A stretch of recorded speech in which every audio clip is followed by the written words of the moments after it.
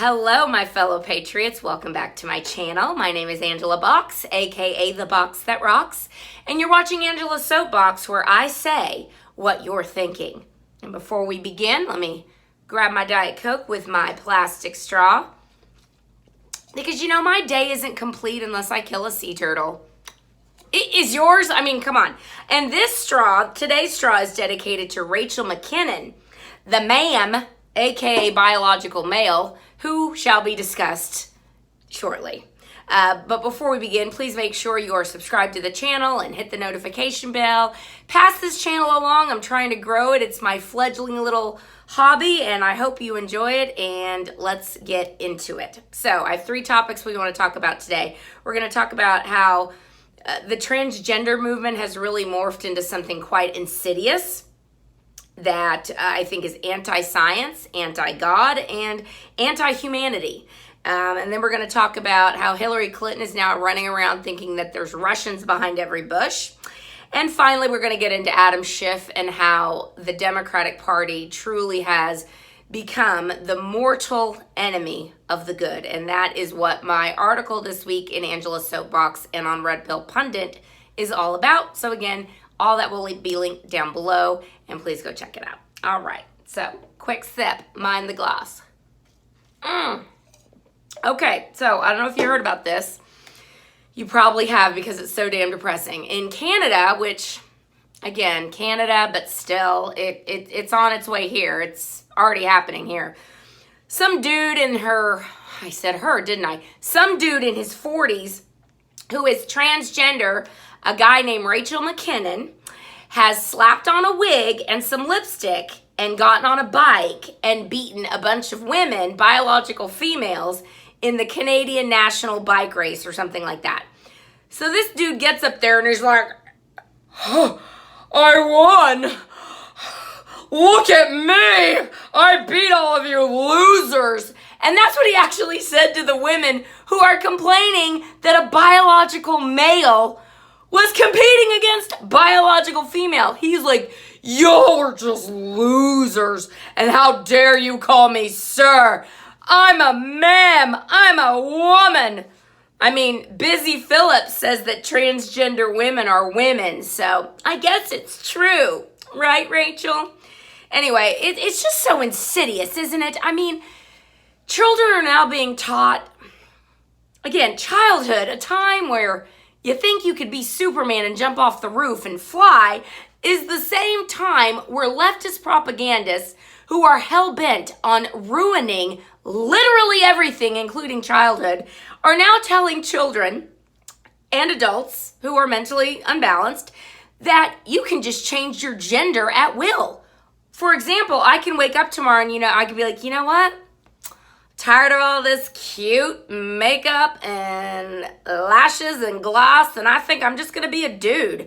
I mean, I'm gonna slap on a prosthetic you-know-what and just walk around, and that's it. And if you don't address me as sir, why, we're gonna have a big problem. I don't have the problem, you're gonna have the problem. And here's what I wanna say to all the transgender people out there. I don't care what an adult does with his or her body. If you want to put tattoos all over your face like an idiot, knock yourself out. If you want to put piercings in your nose and your ear and you stretch your earlobes out and whatever freak thing you want to do, fine. If you're a dude and you think you're a woman and you want to chop off your junk and shove your body full of hormones the rest of your life to prove something to yourself, go right ahead.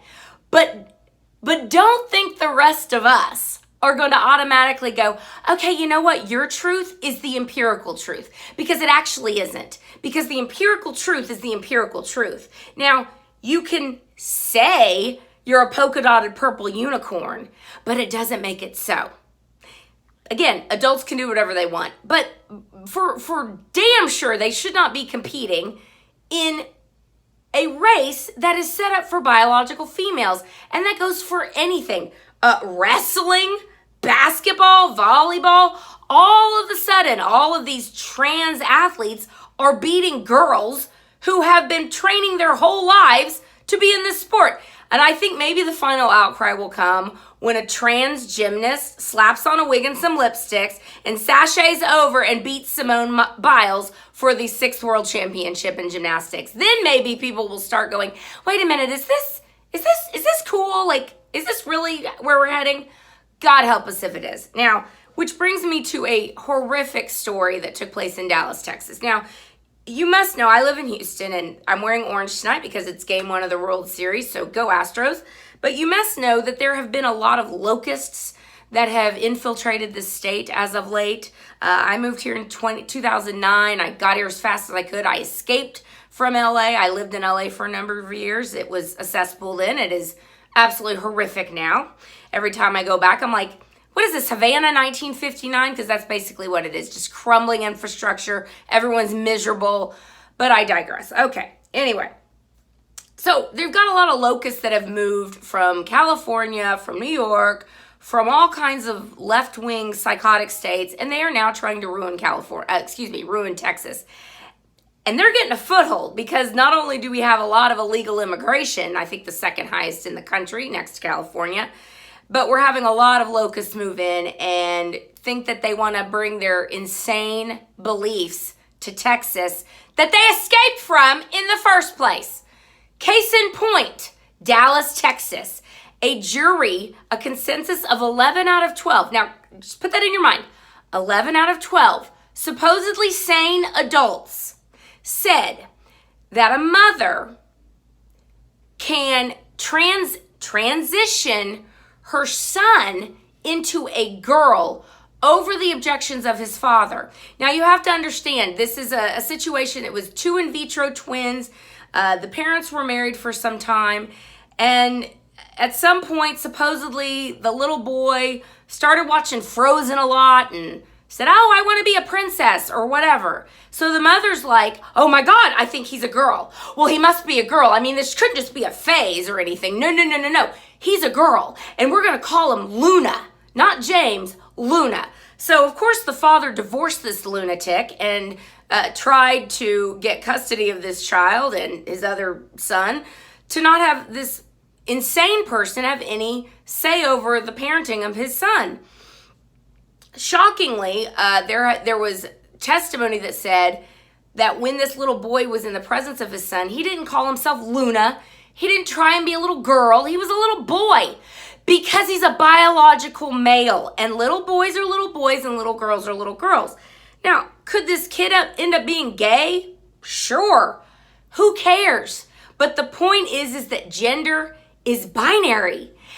And this mother actually went to a court to get permission to start transitioning her little boy into a little girl via hormone therapy and puberty blockers. Now, don't even get me started about the abomination that is I Am Jazz, that TLC horrific show that promoted this child abuse. I don't even know if it's still on. I hope it isn't, but God knows it probably is, considering our world is going completely insane. But we now have a generation of people who, again, think they can change their gender at will. And the problem is that people who go through gender transition at a young age, this is irreversible stuff. If you stop puberty at a certain point, it's irreversible. For little boys, their testes don't grow. Their penises don't grow. Sorry to be graphic, but I've looked into this. You block puberty. Anyway, so 11 idiot liberals in Dallas on a jury said that that's perfectly fine. And, go ahead, knock yourself out, Luna, become a little girl. Well, his father is going to appeal this horrific decision, and it should go to the Supreme Court. And hopefully saner heads will prevail. And God hope John Roberts doesn't feel like he needs to make another point and he sides with the normal people. So that's enough of that topic because I'm getting pissed. All right. Moving on very quickly to the failed presidential candidate, Hillary Clinton. One of the most corrupt people in all of political history, not just American history, everywhere political history. Hillary Clinton has now come up with another reason. Another reason. We know she thinks the reason she lost is because Trump's a Russian agent. But now she's calling Tulsi Gabbard a Russian agent. And I've actually figured out why I think this is happening. Tulsi Gabbard is the only one standing on the stage of the Democrat clown show, freak show, who's actually pleasant to look at. And so, like most unattractive women, Hillary Clinton is jealous of anyone who's pleasant to look at. And also, Tulsi Gabbard was a major in the Army and isn't a complete lunatic. She's a leftist. She is a liberal, but she's not a complete lunatic. And so Hillary Clinton is like, you know, there's something going on here because she can't be real liberal if she's not an old battle axe like me. So she must be a Russian agent. And of course, she's calling Jill Stein a Russian agent too. And Jill Stein ran as third party in 2016. And I guess that's another reason why Hillary lost. But keep clinging to whatever delusion that gets you through the night, Hillary, because as I like to say, tick-tock, tick-tock. FISA's coming. Email gate might be reopened. Spygate's getting ready to come full circle. And gosh, I've heard some rumblings about how the Benghazi situation might be relooked at too. Something to do with you and Barack shipping weapons illegally through Benghazi to Syria. I don't know. I guess we'll see. TikTok, Hillary. All right, finally, and this is a more serious note because I think this is deadly serious. In my article this week on angelasoapbox.com, I talk about how Democrats have become the mortal enemy of the good. And I do not say that lightly. I say it with all sincerity. Because what do you say about people who wake up every morning, perpetrate a lie and a hoax on the American people? Sorry, my hair is itching. I lost my train of thought because I had to fluff my hair. See, I could never be a boy. Just be a disaster.